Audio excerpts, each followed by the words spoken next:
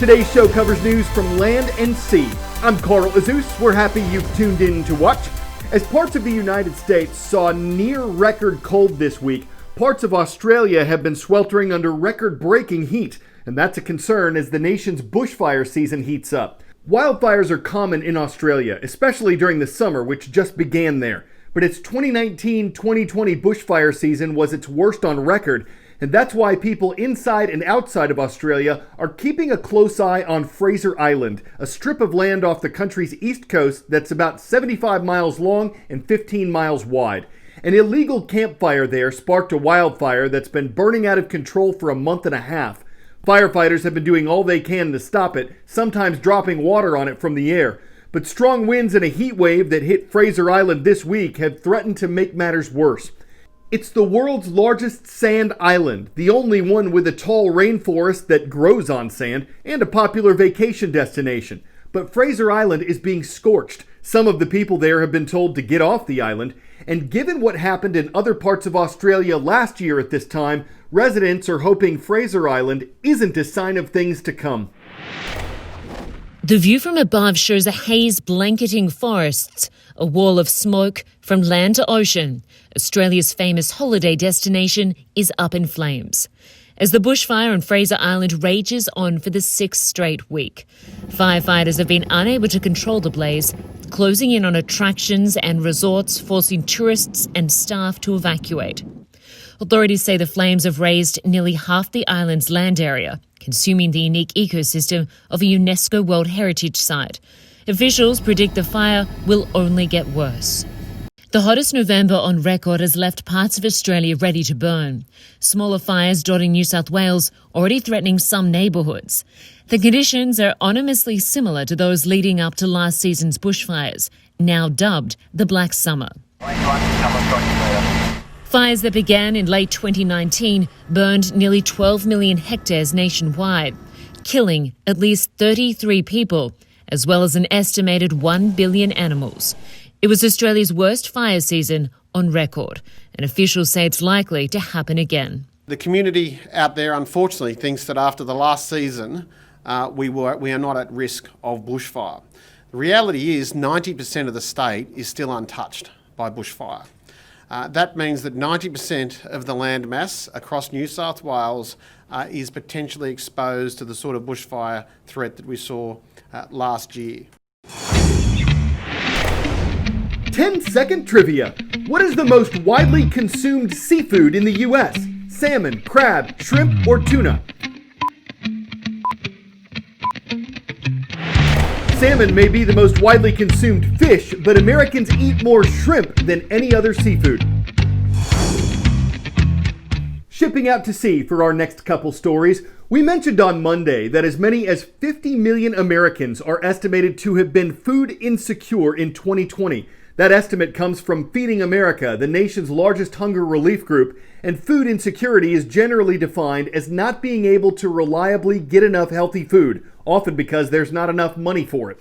A government stimulus package signed early this year set aside hundreds of millions of dollars to help food banks get groceries to people in need. And some of those banks are finding ways to help those who produce our food as well. The seafood market changed dramatically with COVID-19. Now nonprofits are partnering with local fishermen to keep them fishing and to put healthy food on the tables of those in need. Restaurants across California are closing or operating at low capacity, and the demand for seafood has dropped. Prior to COVID, it was estimated that somewhere around 90% of seafood was being consumed in restaurants and being exported. And basically overnight, those markets shut down. Monterey Bay fishermen say their main buyers are Japan and high-end restaurants in San Francisco and San Jose, and neither are buying, driving down the price of their catch. We're just selling as much as we can, domestic and local, but even then there's fish left on the table at the end of the month. To get that fish to people's kitchens, Monterey Bay Fisheries Trust is leveraging a $50,000 grant from East Coast nonprofit Catch Together to pay fishermen to do their job and then give the seafood to emergency food relief programs like the Food Bank for Monterey County and Pajaro Valley Loaves and Fishes. And I think what's unique about this program is that it's connecting the need for food, which is, significant right now, with a lot of fishermen who are ready and willing and able to go out there and catch fish and provide that to our communities. The program is keeping the boats running and the wholesalers processing, a partnership that local fishermen hope extends beyond the pandemic. Factoring into our next story is what the U.S. Coast Guard describes as the bond among mariners. Last Friday, a man named Stuart B. set sail on his 32-foot boat, the Stingray. A member of his marina says B doesn't usually stay out overnight, so the Coast Guard was called when he wasn't back on Saturday. It sent out an air crew to look for B, and it notified nearby ships to keep an eye out as well. One of them saved B's life. The world's most interesting man, I'm just the opposite. But he sure has a fascinating story to tell. Fell asleep and the water came gushing in, pushed me up to the front. That was Friday, some 86 miles off of Florida's coast. 62-year-old Stuart B., alone on his boat, says he did not even have time to send out a distress signal. He climbed on top of the bow, the only part of his vessel still above water. For a minute there, I was thinking, this is very bad.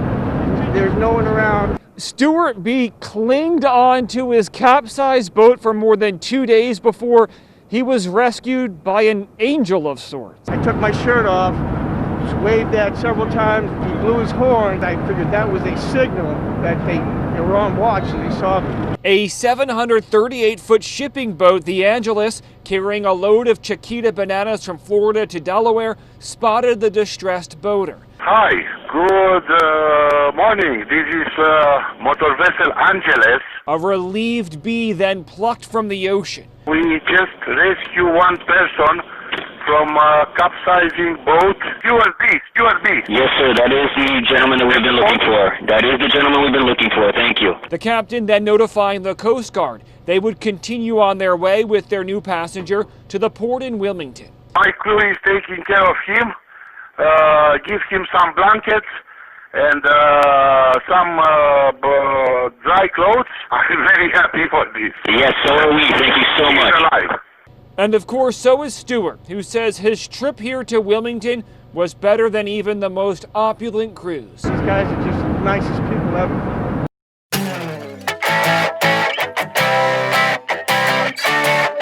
In 1825, Joel Poinsett became the first U.S. ambassador to Mexico. He was not a popular figure with the Mexican government, but he did bring something back from Mexico that became a popular symbol of the Christmas season. Who would have thought a poinsettia would ever get this big? If 2020 has you seeing red, take heart. That piddly poinsettia from the grocery store? I'm about 6'1".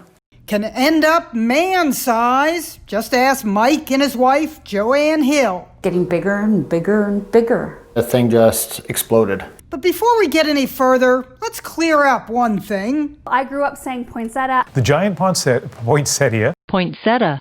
That's what's so great about poinsettias. Poinsettia. Either way is acceptable. Poinsettia seems slightly preferred. But however you pronounce it, this was a little half-dead plant from Maxie.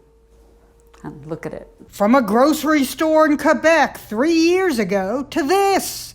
Joanne says Mike is the one with the green thumb. And I kill cacti. Mike took the measly poinsettia outside during the warm months and replanted it in a huge pot. They are considered shrubs or small trees and can grow as tall as 13 feet. You say poinsettia, I say poinsettia. In the holiday season, few plants are better for poinsetting the scene with shades of red and green. They plant Christmas cheer, leafing it to be seen with the holly and the ivy. It's worth all the toil to splurge upon a spurge that's a gift from the soil. Plant puns. I hope they take root. And speaking of root, we're rooting for the Chargers of Suncoast High School. We see you guys at Riviera Beach, Florida, and we thank you for your comment on our YouTube channel. I'm Carl Azus for CNN 10.